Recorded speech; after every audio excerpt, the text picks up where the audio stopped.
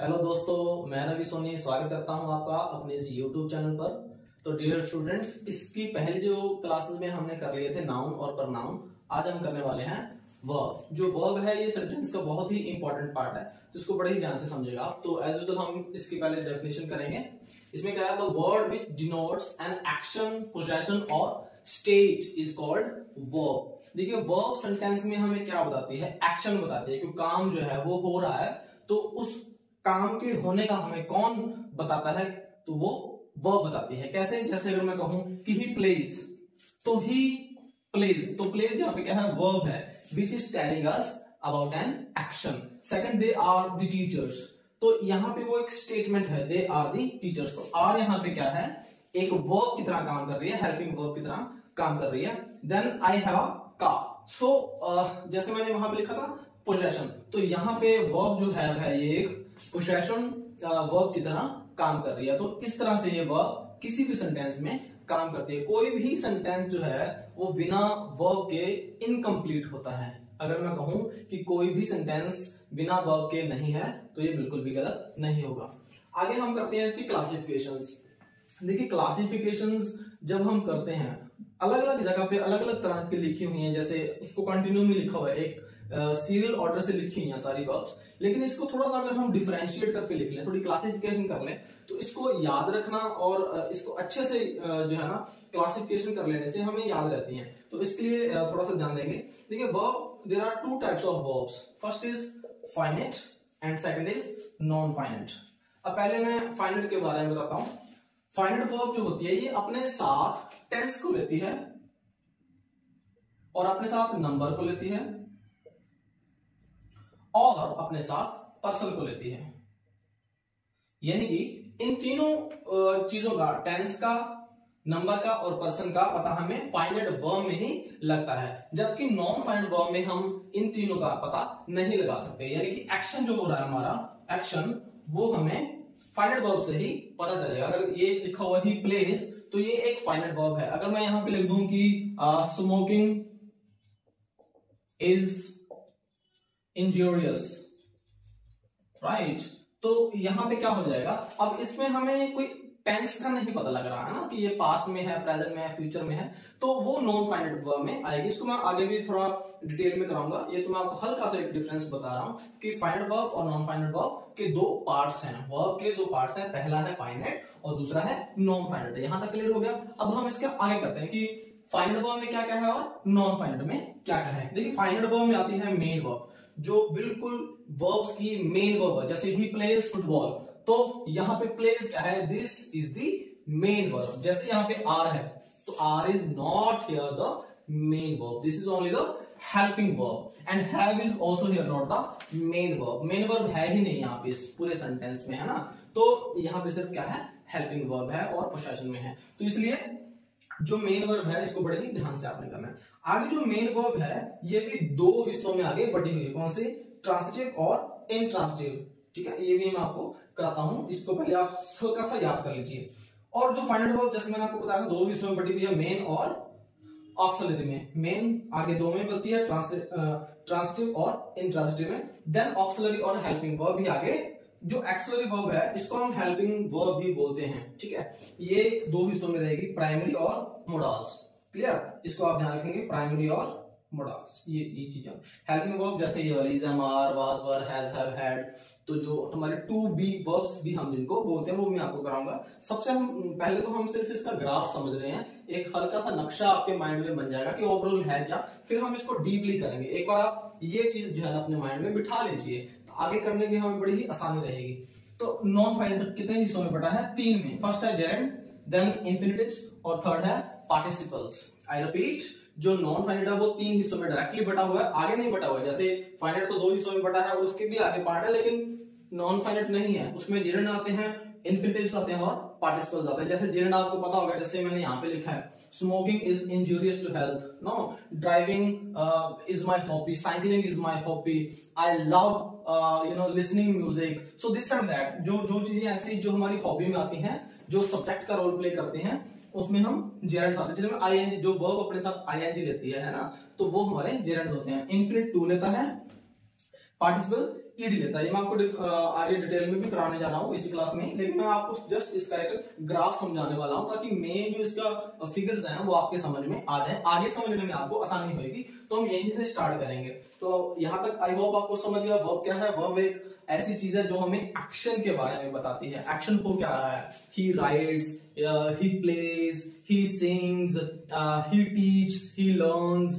सो ऐसी कोई भी चीजें, गो, ही गोज, नो, तो इस तरह की कोई भी चीजें हैं जो वो हमें एक्शन के बारे में बता रही हैं, वो हमेशा क्या होती हैं, वर्ब्स होती हैं। और जो हमें किसी चीज के होने का, किसी की बिलोंगिंग का पता चलता हो, जैसे this pen belongs to me, तो पोसेशन हो गया, ये मेरा, इस पे मेरा अधिकार हो गया, तो ये भी एक तरह की क्या है, वर्ब है। और क्लासिफिकेशन मैंने आपको यहाँ पे बता दी है। अब हम इसको डीपली करते हैं, यहाँ से लेके जो जैसे हमने फाइंड कर ली, नॉन फाइंड कर ली, और हम इसकी करते हैं अब ट्रांसिटिव। अब ट्रांसिटिव क्या होती है, मेन वर्ब का ही पार्ट है transitive verb, right. Transitive verb to pass over from subject to object. I repeat, transitive verb क्या होती है, ट्रांसफर कर देना, टू पास कर देना, कहां से कहां तक, सब्जेक्ट से लेके ऑब्जेक्ट तक, यानी कि ट्रांसफर कर देना। इन ट्रांसफर यानी कि ट्रांसफर ना करना, डू नॉट पास ओवर, कहां से कहां तक, सब्जेक्ट से ऑब्जेक्ट तक, यानी कि ट्रांसिटिव वर्ब अपना सब्जेक्ट ऑब्जेक्ट तक ट्रांसफर कर देती है और इंट्रांसिटिव वर्ब नहीं करती। जैसे कि जैक रिंग्स द बेल। अब जैक रिंग्स, यहां तक ये कंप्लीट सेंटेंस है, हाँ, जैक रिंग्स, जैक ने बेल बजाई, द बेल, अब यहां पे ऑब्जेक्ट आएगा, दे आर रीडिंग, अब यहां से यहां तक ये क्या है, इंट्रांसिटिव वर्ब है, दे आर रीडिंग। अब रीडिंग यहां पे आ गया, जैसे कि यहां पे रिंग आ गया था, दे आर रीडिंग। अब कौन सा है ये, इंट्रांसिटिव वर्ब, क्योंकि यहां तक ऑब्जेक्ट है ही नहीं। अगर इसके साथ मैं लिख दूं they are reading the book, they are reading the book, अगर लिख दूं मैं, तो वो क्या बन जाएगा, transitive. You were watching the movie, अब वॉचिंग तक ये क्या है, ट्रांसिटिव है, सॉरी इंट्रांसिटिव है, और जैसे ही मैंने मूवी लगा दिया साथ में, तो वो ट्रांसफर होगा, टू पास होगा। यहां तक बात समझ में आ गई। आई रिपीट, ट्रांसिटिव जो सब्जेक्ट से ऑब्जेक्ट तक जाए, या यूं कह लो कि जो अपने साथ ऑब्जेक्ट ले वो ट्रांसिटिव है, जो अपने साथ ऑब्जेक्ट नहीं लेता वो इंट्रांसिटिव है। In short, it is very simple. It's not gonna be explained in very huge details and all. It's very easy to understand कि जो अपने साथ ऑब्जेक्ट ले रहा है वो ट्रांसफर हो रहा है, वो ट्रांसिटिव, और जो नहीं ले रहा, इंट्रांसिटिव हो रहा है, वो इंट्रांसिटिव ऑटोमेटिकली बन जाएगा। क्लियर? आई होप कि यहां तक समझ में आ गया। ओके, सो नेक्स्ट इसका है इंफिनिट वर्ब का ही दूसरा, मैंने आपको बताया था प्राइमरी वर्ब ना, प्राइमरी और ऑक्सिलरी का पार्ट था, जो मैं लिख देता हूं यहाँ पे, ऑक्सिलरी, ऑक्सिलरी, इनको हम हेल्पिंग वर्ब भी बोलते हैं। क्या बोलते हैं, हेल्पिंग वर्ब, जो हमें टेंस को समझने में हेल्प करती है। क्या ऑक्सिलरी था, पहला है हमारा प्राइमरी। प्राइमरी में हमारी टू बी वर्ब्स आती हैं, टू बी वर्ब्स, जैसे कि लिखूं is, am, are, do, does, has, have और हैड, ये हमारी वर्ब रहती हैं। जैसे अगर मैं यहां पे लिख दूं कि दे आर रीडिंग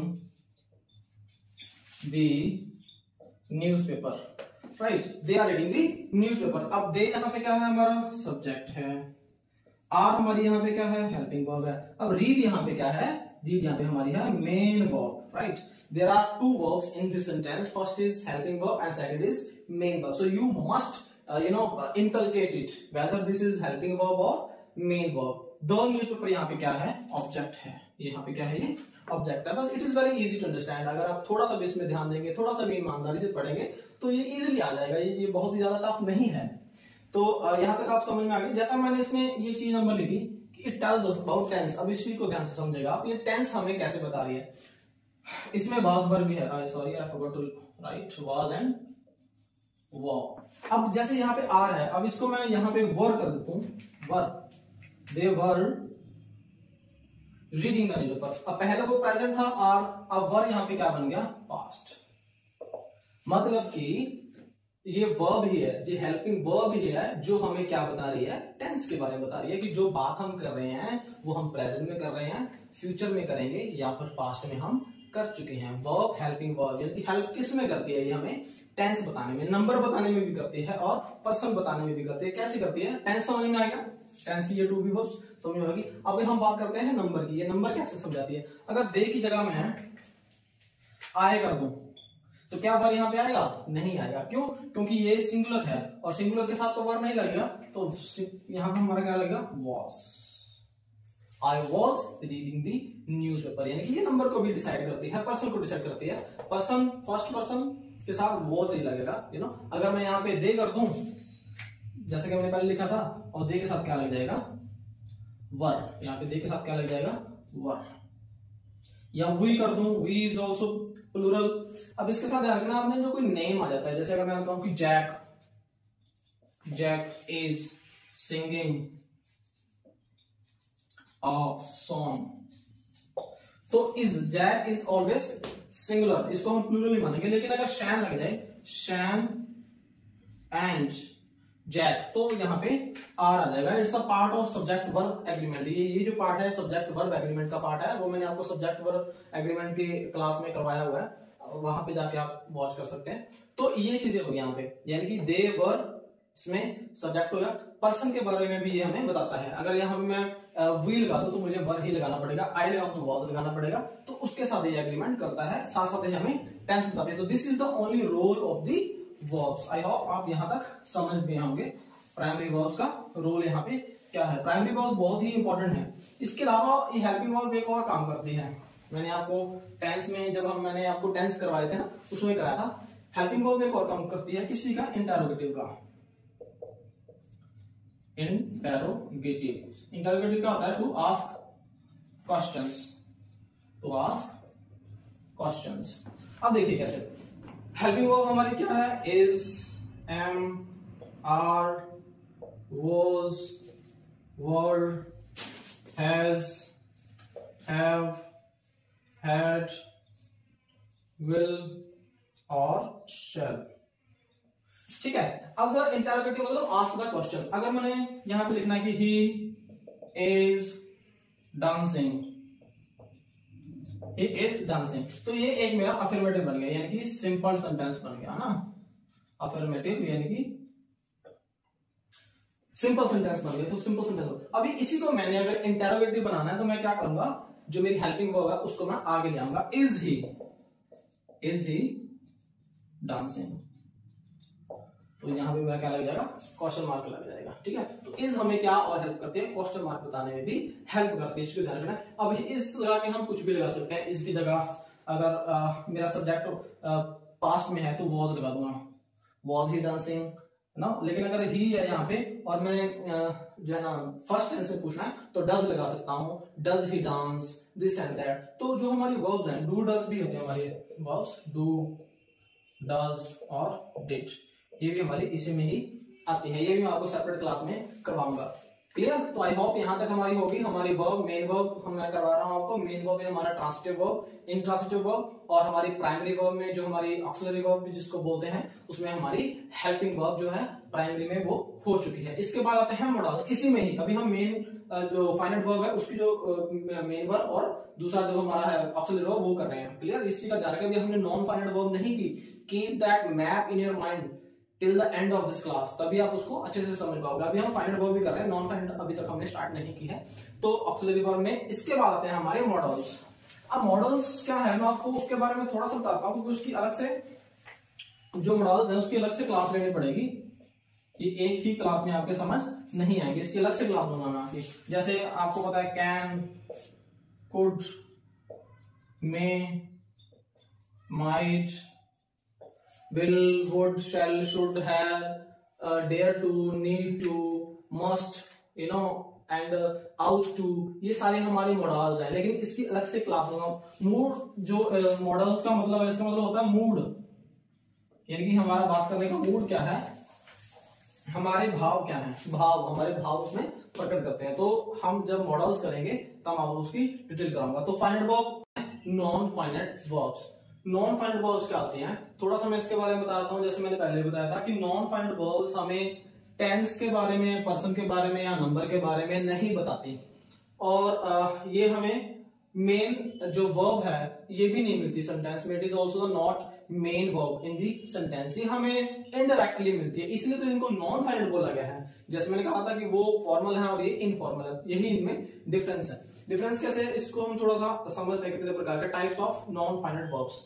फर्स्ट है जेरेंड। जेरेंड होता है अपने साथ जब आईएनजी ले लेता है, एक वर्ब अपने साथ जब आईएनजी ले लेती है तो वो जेरेंड बन जाता है। जैसे cycling is my hobby, reading is my hobby, I love driving, I love teaching, I love learning is my hobby, teaching is my hobby, reading improves knowledge, typing is tough। so जब हम ये find out करते हैं कि verb के साथ ING लग गया है तो वहां पे वो नॉन फाइनाइट का कौन सा पार्ट बन जाती है, जेरेंड बन जाती है। और मैंने जेरेंड की अलग से क्लास ली हुई है एक, you can go to my previous classes and check it out. Then हमारे इन्फिनिटिव्स। इन्फिनिटिव्स हमारे टू बी वर्ब्स है, जैसे यहाँ पे आईएनजी ले रही है वैसे यहाँ पे टू बी वर्ब्स है। दे वांटेड, अब इसका एग्जांपल देखिए, they wanted you to speak. अब देखिए this is our subject right, and this is our main verb, this is our main verb. और मेन वर्ब के तुरंत बाद हमारा लग रहा है again subject, subject main verb subject, तब हमारा लग रहा है टू। देखो अब इसको इंडिकेट करने के लिए टू यहां पे लगाना पड़ा। टू यहां पे प्रेपोजिशन नहीं है, प्रेपोजिशन करवाऊंगा तभी मैं आपको ये बताऊंगा कि टू कैसे। They wanted you to speak, अब टू जो है उसको दोबारा से इंडिकेट कर रहा है कि वो चाहते थे कि आप बोलो, तो इंडिकेट करने के लिए यहां पे हमारी वर्ब ने टू का रोल प्ले किया। जैसे इसका आप ध्यान रख सकते हो कि ये हमारा यहां तक इसने क्लियर कर दिया, लेकिन यहां पे हमारा सब्जेक्ट है, सब्जेक्ट के तुरंत बाद ये आ गई है। You wanted to go home, you want to go home. अब देखिए यहां पे भी, यहां पे क्या आ गया, they wanted you to speak, you want to go, अब यहां पे भी टू आ गया। उसी तरह नेक्स्ट हमारी ईडी आती है, ये हमारी आईएनजी, ये टू बी, और ये हमारी है easy, I requested him to join the party. अब यहां पे ये पास्ट में शो कर रही है और ईडी लेती है अपने साथ, he wanted Shan to leave the class. Means जो हमारी वर्ब्स है नॉन फाइंड वर्ब इतनी ज्यादा तो यूज में नहीं आती, लेकिन बहुत सारे सेंटेंस में ये यूज होती हैं। तो आईएनजी, टू बी और ईडी वर्ब्स हमारी ये वर्ब देती हैं, जेरेंड, इन्फिनिटिव्स और हमारी पार्टिसिपल, जो हमें ये बताती हैं, लेकिन ये टेंस के बारे में नहीं बताती, सिर्फ ये हमारे नाउन को क्लियर करते हैं कि किसके बारे में जो है ना बात हो रही है। तो आई होप कि आप मेरी ये क्लास समझ आई होगी। वर्ब्स को मैंने बहुत ही माइन्यूटली इसके अच्छे से नोट्स बना के मैं चाहता था कि हर एक एज ग्रुप के बच्चों को वर्ब्स के बारे में समझ आए। अगर आपको वर्ब समझ में आ गई तो बाकी की जो ग्रामर के जो पार्ट्स हैं वो बहुत ही आराम से आपको समझ आ जाएंगे। नाउन, प्रोनाउन और वर्ब, ये तीनों इसके बेसिक चीजें हैं जो पिलर हैं, as I told in my previous classes as well, कि ये करने आपको बहुत ही जरूरी है। इसके अलावा मैं थोड़ा सा ये बताना चाहूंगा कि ये जो ग्रामर है ना हमारी, ये एक नेट है, जाल है। ये क्या है? नेट है, जो एक दूसरे से जुड़े हुए हैं, एक चीज दूसरी चीज के साथ कनेक्टेड है। अगर आप एक चीज समझेंगे तो आप दूसरी चीज को समझने में बड़ी ही आसानी होगी आपको, इसलिए आप इन चीजों को बड़े ही ध्यान से समझिए। मैं बिल्कुल पैरेलल, बिल्कुल स्लो, बिल्कुल बिगिनिंग से चल रहा हूं। तो आई होप आपको मेरी क्लास समझ में आई होगी। So till my next video, keep learning, keep smiling. Thank you.